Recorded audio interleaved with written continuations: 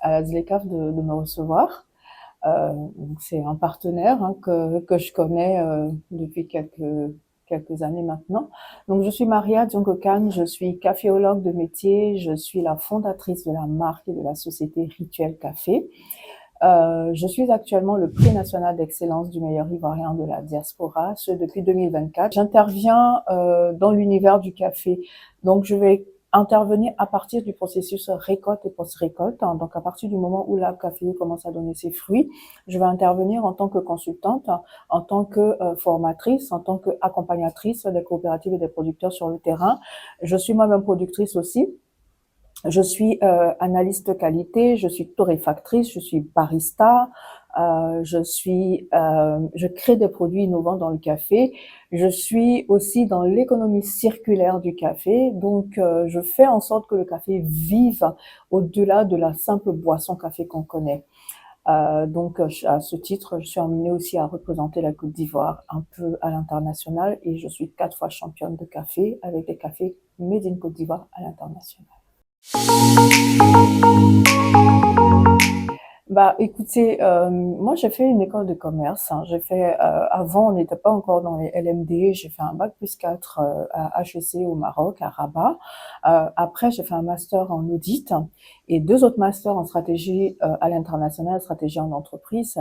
Et puis ben j'ai souhaité j'ai travaillé, voilà, j'ai été manager du rayon, j'ai été approvisionnaire acheteur, ça c'était mon dernier métier. Et à un moment donné, j'avais envie de me lancer dans l'aventure entrepreneuriale parce que j'avais envie d'impacter. Parce que je trouvais que en tant que approvisionneur acheteur, je n'impactais pas suffisamment. Et donc je me suis dit bon, étant donné que parce que je vis en France, maintenant je suis beaucoup plus en Côte d'Ivoire, mais je vis en France. Étant donné que je viens de la Côte d'Ivoire, si je veux faire une activité qui me parle, il faudra que ce soit en relation avec mon pays d'origine. Et donc, comment je pense Côte d'Ivoire? Je pense café et cacao. Et donc, je me suis dit, bon, ben, on va choisir le café. Pourquoi le café? Bah, parce que le cacao était trop en vue. Le cacao, je me disais que je n'allais pas suffisamment impacter. Parce que la Côte d'Ivoire est premier pays producteur de cacao depuis plus d'une trentaine d'années. Contrairement au café où on a régressé. On est passé de la 3e place en 1958 à aujourd'hui à plus de 15, on est entre les 15 et le 17e rang mondial, avec une production aussi qui a décru. On était à 400 000 tonnes de café, on peine à avoir les 100 000 tonnes aujourd'hui. Et donc je me dis, si j'interviens dans ce secteur-là, je vais me sentir importante, je vais impacter. Mais il y avait un problème, je ne consommais pas de café, je ne connaissais rien du café et c'était challengeant. Et je me suis dit, bah, ok, qu'à cela ne tienne, je vais refaire des formations, je vais aller à l'école, apprendre le café, parce que je voulais intervenir en tant que spécialiste du café. Et pour être une spécialiste, il fallait que je sois crédible, et pour être crédible, il fallait que je sois formée. Donc, j'ai pris 3 années de ma vie pour me former dans le café. J'ai dépensé plus de 20 000 euros. J'ai d'abord commencé la formation en France. Après, je suis allée dans les pays producteurs du café, mais j'ai choisi ces pays-là qui, eux, avaient étaient bien aimés du public français. Et je voulais comprendre pourquoi. Parce que quand j'allais, je ne trouvais pas de café ivoirien. Et moi, je voulais promouvoir le café ivoirien. Mais avant de le promouvoir, il fallait que je comprenne qu'est-ce que le consommateur attendait de nos cafés et pourquoi nous, on n'était pas aussi présents. Donc, j'ai commencé à me former, j'ai commencé à apprendre à déguster du café parce que ça s'apprend la dégustation. J'ai appris l'histoire du café, tout ce qui va être botanique du café, tout ce qui va être agronomie dans la caféologie, apprendre à déguster le café, après prendre des cours de barista. Le barista, c'est le sommelier du café, donc apprendre à faire les boissons avec tous les ratios possibles, imaginables. Après, apprendre à faire les méthodes douces du café. Après, la dégustation. Après, l'analyse sensorielle du café. Après, il fallait partir à l'origine aussi pour aller apprendre le café vert. L'agronomie du café vert aussi sur place, les maladies du caféier, vraiment une formation très très complète. Ensuite, la torréfaction qui est l'une des dernières étapes avant d'obtenir le café torréfié. Donc, c'est aussi une formation très pointue. Donc, j'ai pris le temps de faire ça et je suis allée dans les pays d'Afrique de l'Est. Donc, Rwanda, Ouganda, Kenya, RD Congo. Et chaque année, depuis 2018, j'y vais pour me former et pour parfaire en fait mes connaissances parce que au fur et à mesure que j'avance, je me rends compte qu'il y a certains besoins aussi sur la Côte d'Ivoire et puis voilà. Donc j'ai choisi le café parce que le café de Côte d'Ivoire n'était pas assez valorisé à mon sens et que dans le binôme café-cacao, toute la part belle était au cacao et donc moi je suis venue mais vraiment pour impacter, changer, aider à redynamiser la filière café et puis promouvoir le Made in Côte d'Ivoire dans le monde entier.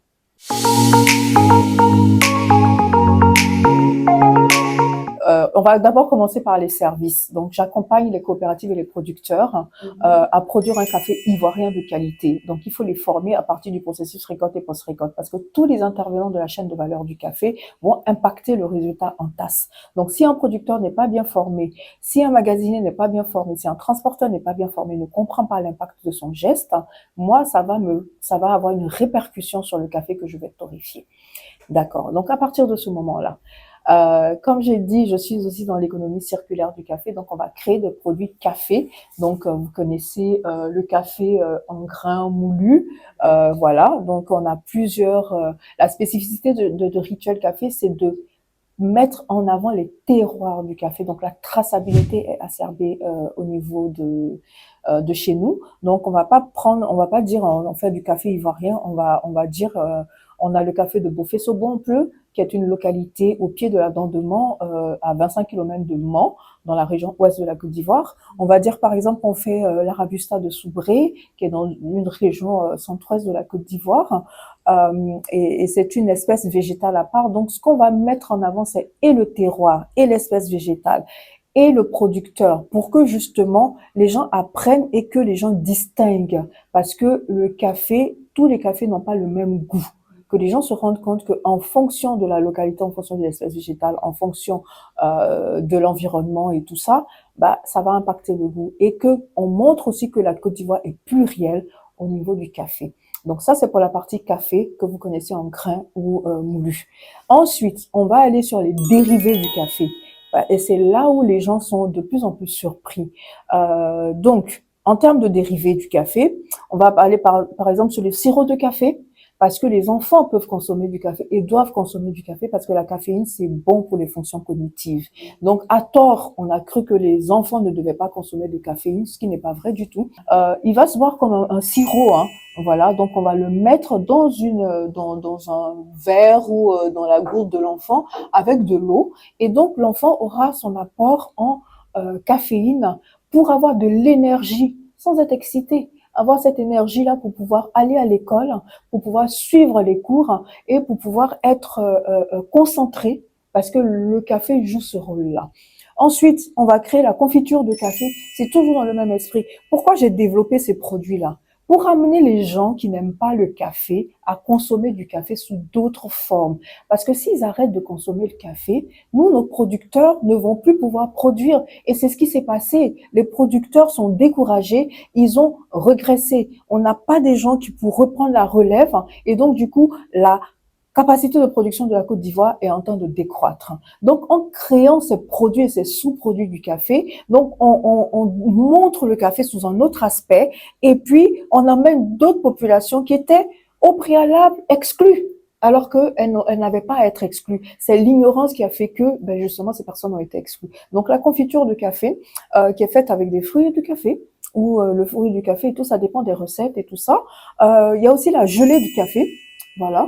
Donc, c'est comme de la confiture, mais sauf que y a un ingrédient qu'il n'y a pas ici. Le miel de fleurs de caféier. Donc, on va mettre nos ruches dans les plantations de café pour pouvoir extraire le miel qui est issu de ces fleurs-là. Ensuite, la gelée de cascara. La cascara, qu'est-ce que c'est? C'est la pulpe et la peau de la cerise de café. On en a là.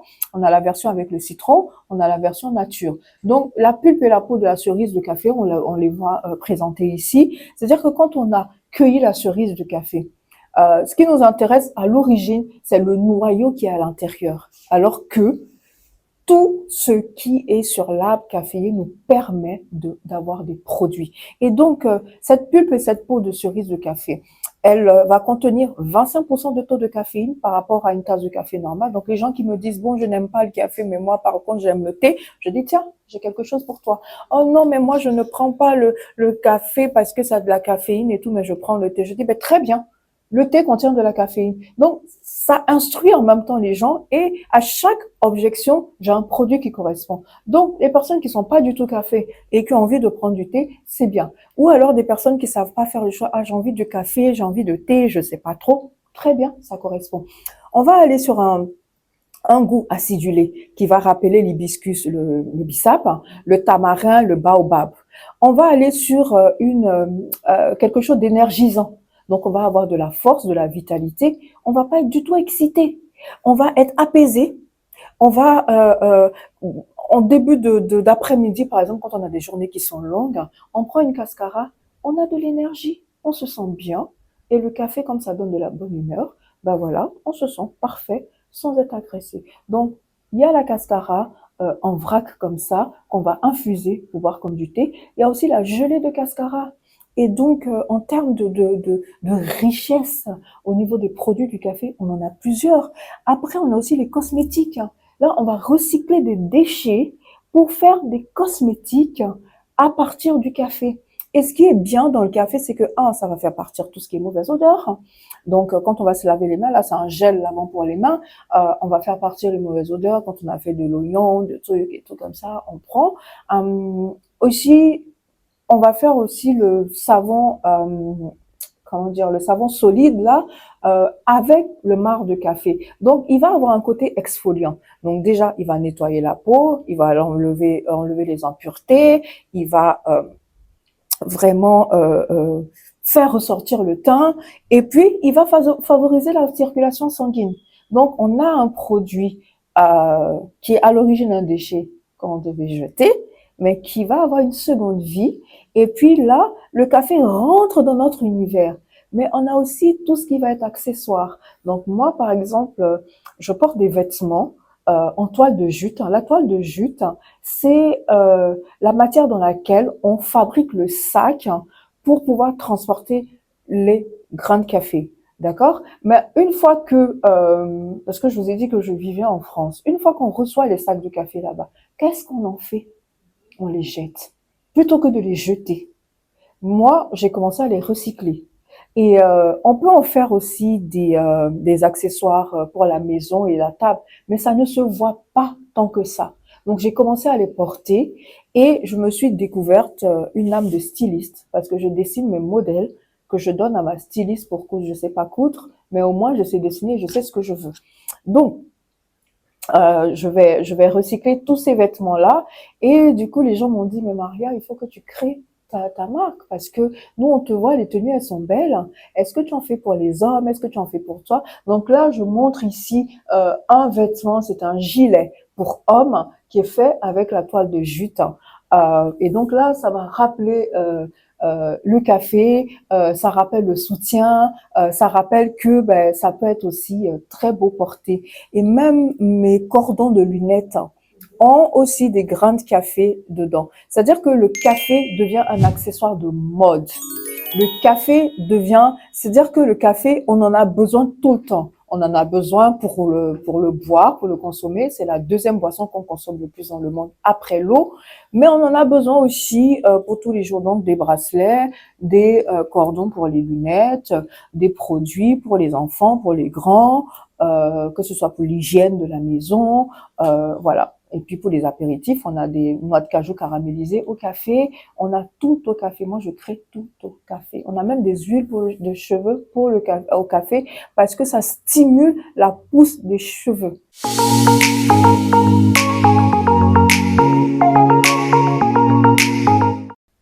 Oui, quand je suis partie, on était parti au Cameroun. Le Cameroun qui est un pays producteur aussi de café, mais qui est très loin derrière la Côte d'Ivoire.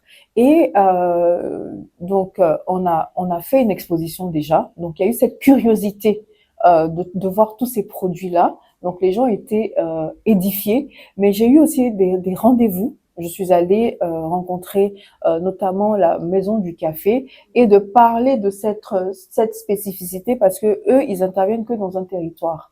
Donc, j'ai parlé de cette spécificité et le fait que moi, je sois dans l'économie circulaire du café, cette expertise-là, c'était quelque chose qui était recherché. J'ai été invitée après à venir parce qu'ils organisent comme une sorte de forum autour du café, mais j'ai pas pu aller, mais je suis en contact avec ces personnes-là. Donc, ce que ces personnes attendaient de moi, justement, c'est cette transmission, cette valorisation des sous-produits du café et puis les méthodes, hein, parce que c'est vrai qu'ils produisent du café, ils ont l'arabica et le robusta, nous on a le robusta et l'arabusta, mais cette comparaison, ce matching entre nos méthodes de production, nos méthodes de valorisation. Donc oui, j'ai passé un très bon moment et j'ai eu de très bons contacts.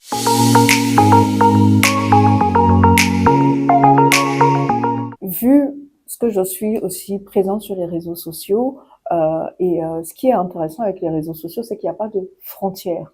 Et par contre, au Burkina, au Togo, au Bénin, au Ghana, euh, au Gabon, en Guinée, je suis constamment sollicitée, pour les aider déjà à se lancer dans le café, parce que il y en a beaucoup qui débutent et qui ont besoin d'être accompagnés, notamment comment torréfier, comment mettre en avant leurs produits, comment apprendre à valoriser leurs produits. Il y en a qui demandent aussi à me représenter, au Sénégal aussi beaucoup, qui demandent à me représenter pour pouvoir défendre les couleurs de Rituel Café.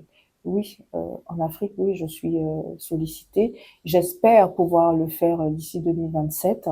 Je prends le temps et avec ce qui est en train de se mettre en place au niveau de la ZLECAf, j'espère que ça va pouvoir faciliter parce que ce serait vraiment dommage. On est assez proches, mais on n'arrive pas à commercer beaucoup entre nous.